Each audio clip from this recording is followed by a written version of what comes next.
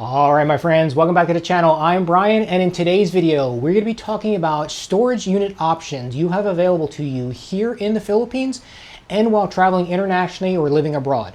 All right, now I have rented storage units most of my adult life throughout the United States, and now that I've been living internationally, I've been renting them abroad, and I can tell you that the process is nearly identical. All right, now most storage facilities you're going to often find around major cities and towns. For example, here in the Philippines, there's a lot in Manila, there's some in Cebu, and a lot of them to smaller towns as well.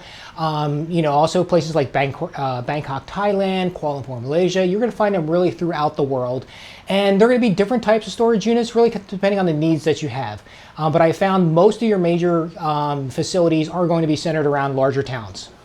Now, one thing I have found very common here in Southeast Asia is these double stacked kind of locker style storage units. These are very, very common. Okay, these are generally about like 1 meter by 1 meter by about 2 meters deep. So like 3 feet by 3 feet by about 6 feet deep. And they pretty much look like this. Okay, they're double stacked. So you'll either be renting the top one or the bottom one. And if you're renting the top one, usually they'll have a set of like 3 or 4 steps that you roll up and you can access the locker. So they usually have that as well in these storage facilities, but these are great for things like luggage, camping gear, plastic bins. Basically, if you're storing household items or something that's not furniture, these are excellent for, okay? Now, you'll also find the standard walk-in style, closet style storage units that have basically the single door. Everything from like extra small, like a small closet, all the way up to the very large ones. And yes, I have seen that very large storage units here in the Manila area where you've got the double door and also the big roll-up door where you're going to store basically an entire household of goods. So they have that as well. Now, most facilities will have a covered loading dock area where trucks can access, and they're also going to have kind of the rolling carts that you can move stuff around. So again, very common, pretty much you find storage facilities all over the world. Now, some are going to be climate controlled and some are not. Typically, the climate controlled units are going to be focusing on keeping humidity down. It's not going to be excessively cold in them, but they're going to focus mostly on humidity control and putting effort into maintaining air movement, usually with a combination of air conditioning, aircon, and fans. And even the non-climate controlled units will typically have some sort of, again, air movement. They'll have a lot of fans and stuff like that running to maintain that movement so things don't really get stale.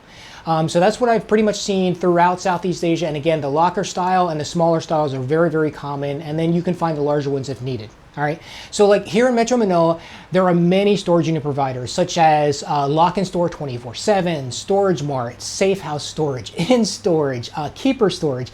That's just to name a few. So yes, you have many, many options throughout basically the city.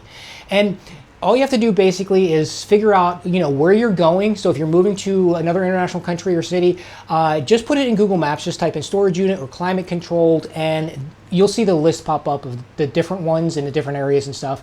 And, and what options they have available. So a lot of that's available online. All right, for example, the storage unit I wound up renting here in the Metro Manila area was with StorageMart, and their facility was clean, the staff was excellent, and it was just a really nice unit. It was very accessible as well. All right, I rented a climate controlled small unit here, the closet style, which was about 2 meters by about 1.5 meters, kind of width and length, and then about 3 meters in height. And it was perfect for all my items, all my luggage and everything else. And also there was a great location. It was right in the heart of the city. The facility has 24-hour access, on-site security all the time. Covered loading dock. Again, I could pull my motorcycle in and get out of the rain if it was raining. Okay, all the while, basically, I was there kind of swapping things in and out. So it just, for me, worked perfectly. Now, here's the thing. Pricing can vary depending upon location and the size of the unit. And that's common pretty much anywhere. For my unit, I was paying about 110 US dollars, okay, per month.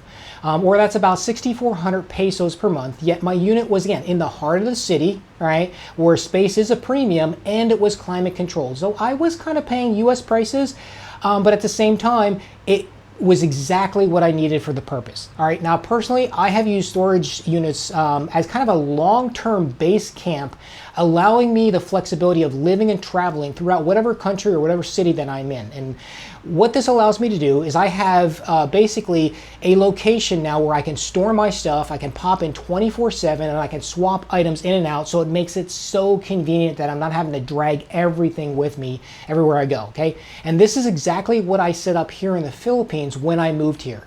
Having that climate controlled storage unit with that ability to put my luggage and drop everything off, my belongings, kind of lighten that load for extended periods, all the while I can travel around the city. And then when I was traveling on my motorbike and I was traveling all over the northern Luzon area and living in Airbnbs and hotels, it allowed me basically, again, that base camp of operations, right? So I could pack up what I needed on my motorbike. I can go, I can travel, come back, you know, a week, 2 weeks later, swap things out, and it just worked perfectly, right? And just so we're clear here, I want to specifically talk about this. This is month-to-month, kind of longer term leased storage units, okay? This is not a temporary bag drop where you drop off a backpack for 2 or 3 days to kind of explore some local sightseeing tours or something, right? If you're looking for that short-term bag drop, many of these options are going to be around your airports, and you can also arrange this basically with your hotel or maybe even your Airbnb guest, right?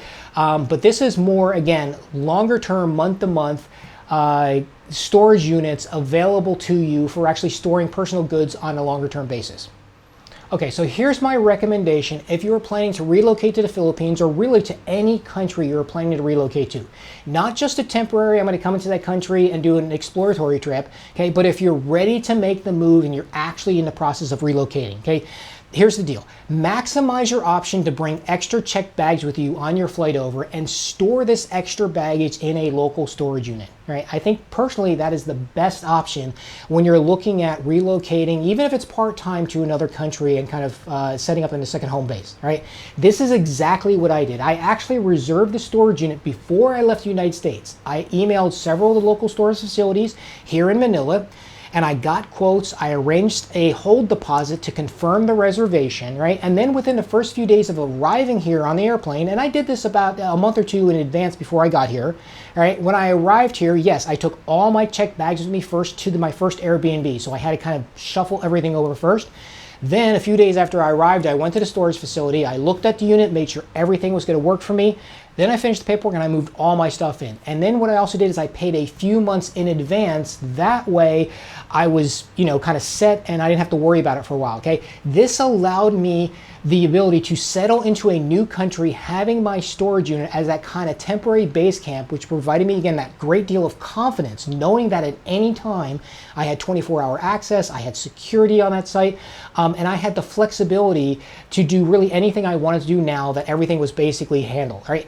And for me, this is the perfect way, I think, to plant a flag in a new location to where you no longer feel like just a temporary tourist.